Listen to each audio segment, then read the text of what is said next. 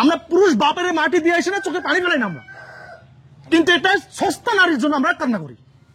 হ্যাঁ, আমাকে এখানে আধা ঘন্টা মারা হবে, তবে একটা চোখে পানি ফেলানো। যে মুভ অন করে, আমি বলি একটা মানুষ কখন যদি ভাবে যে এই জায়গাতে মুভ অন করবো, তখন কেমনটা ভাবে জানেন, এইটার জায়গাটা নেগেটিভ, তো যে এই জায়গায় নেগেটিভ বলে যেতে হবে, কারণ ভালো বলে তো ছেড়ে যেতে পারবো না।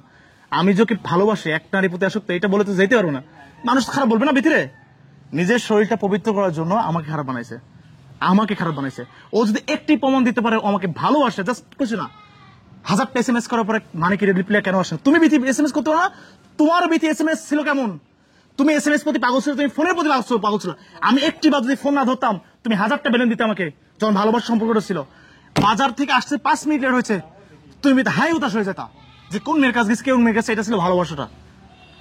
আমি অফিস থেকে আসতাম 10 মিনিটে, তুমি টাইম দিতে 10 মিনিট অফিস থেকে আসতে, 10 মিনিট, 15 মিনিট লেট হয়েছে, তুমি বিথি আমার প্রতি অনেক দেখাইছো, কিন্তু এটা ছিল ভালোবাসা। তখন তোমার কিচ্ছু করিনি, আর বুকের মধ্যে টেনেছি। তোমার ছোট ছোট ভুলগুলো করছো, অন্যায় করছো, তুমি অন্যায় করছো, আমি সরি বলছি। আমি অন্যায় করছি, আমারটা আমি সরি বলেছি, আমারটা রাগ ভাঙাতে আসুন, অভিমান ভাঙাতে আসুন। যেখানে অভিমান ভাঙানো হয় না, সেখানে কিন্তু ভালোবাসা থাকে না। আমি কিন্তু একতরফা ভালোবাসা দিয়েছি।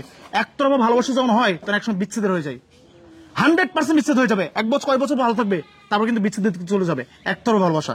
যেমন তুমি ছোট ছোট ভুল করছো, আমি তোমার কিন্তু একটা থাপ্পড় পর্যন্ত মারিনি, তোমাকে গালি পর্যন্ত আমি দিইনি, যে তুমি আমার ভালোবাসা মানুষ, তোমার পশম পর্যন্ত আমি পবিত্র ভাবতাম, আমি পশমটা। হ্যাঁ, তো তুমি অনেক করছো, আসো বিতে আসো তো, এই ঠিক এইভাবে ভাই, এইভাবেই ঠিক বুকের মধ্যে নিছে, কিছু নেই, আসো ভাত খাই। আবার ডাইনিং নিয়ে গেছে, ও রাগ করছে, ও ভাত খাবে না ভাই। হঠাৎ হঠাৎ করে মাঝে মাঝে রাগ হতো, সেটা আমি ভাঙাইতাম, কিন্তু আমি বাড়িতে নাই, তারপর মন খারাপ। যাক, ব্যাপারটা ওটা না।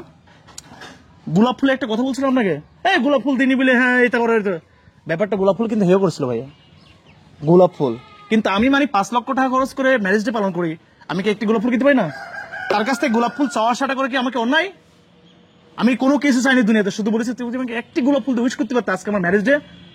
ভাইয়া, এই যে এই মাসটা যাচ্ছে না ভাই, আমার জীবনের সব থেকে আসল কথা, মানুষ এমন ভাবতেছে যে অভিনয়, আমরা পুরুষ বাপের মাটি দিয়ে এসে না চোখে পানি ফেলাই না আমরা, কিন্তু এটা সস্তা নারীর জন্য আমরা কান্না করি। হ্যাঁ, আমাকে এখানে আধা ঘন্টা মারা হবে, তবে একটা চোখে পানি ফেলানো হবে না, কিন্তু ওই রকম ওই সস্তা ওই শখের নারীরা একটু কথা আঘাত চোখ দিয়ে পানি বের হয়ে যাবে, ঠিক এখানে লাগে। কলেজ বলেছিল সে শখের পুরুষ হতে পারি না। হ্যাঁ, যাই হোক, শখের পুরুষ হতে পারিনি, ভালো। বিথিকে অনেক ধন্যবাদ তোমাকে, যে আমি তোমার শখের পুরুষ হতে পারিনি, এটাতে অনেক বড় একটা কথা পাইছি। শখের পুরুষ বলতে যেটা আমার শখের পুরুষ, অনেক পছন্দের মানুষ, মানুষজন এক জায়গাতে মুভ অন করে, তখন কিন্তু ওই জায়গাটা নেগেটিভ বের করবে। ভালো দিক থেকে বলে চলে আসা যায় না, যে ভালো দিক বলে চলে যাবো কেমনে, তখন প্রত্যেকটা জায়গা না ওর খুদ ধরতে থাকে। ছোট ছোট বিষয় নিয়ে একটা কথা বলছে, বিথি তুমি এটা কেন বললা, এই কথা কেন বলছে, এই কথা না 7 প্যাচ চলে যাচ্ছে। ব্যাপারটা এখনো একটা মানুষ আমার নামে যা বলতেছে তাই বিশ্বাস করতেছে, কিন্তু ও আমার কাছে শখের নারী ছিল। ও চলে যাওয়ার পরও নিঃশ্বাসটাকে আমি অপবিত্র হতে দিইনি, আর ও জায়গা তো দূরে দিয়ে থাক ভাই। আমি ও চলে গেছে, সম্পর্ক থাকবে না সেটা আমি জানি। বিথি যে আমার বিথি নাই সেটা আমার জানে। আমার আমার আমার ওয়াইফ 6 বছর আমার সঙ্গে থাকছে একই সঙ্গে, আমি জানি না আমার ওয়াইফ কেমনে হাঁটে, কেমনে চলাফেরা করে, কেমনে নিঃশ্বাস নেয়, প্রত্যেকটা জিনিস আমার মুখস্থ।